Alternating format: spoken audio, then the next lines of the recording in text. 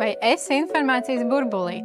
Sociālo mediju uzņēmumi cenšas noturēt lietotājus savās platformās pēc iespējas ilgāk, tāpēc rūpējas, lai redzētais saturs būtu saistošs.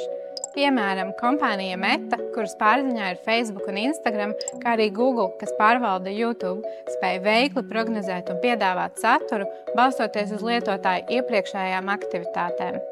Tāpēc laika gaitā algoritmi arvien vairāk pielāgo saturu, nerādot pretējus viedokļus un alternatīvas perspektīvas.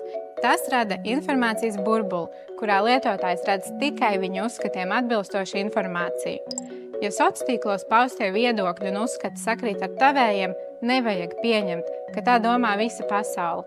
Tā domā tikai tavs informācijas burbulis.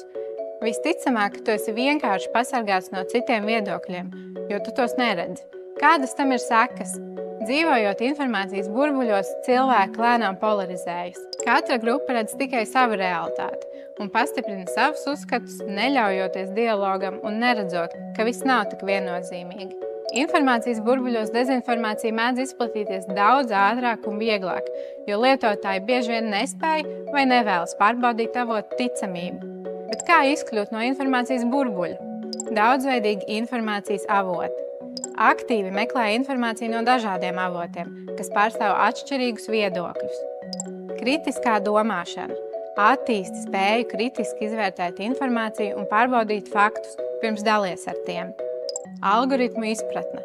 Apzinies, kā darbojas algoritmi un kā tie ietekmē redzamo saturu. Esi atvērts dažādiem viedokļiem.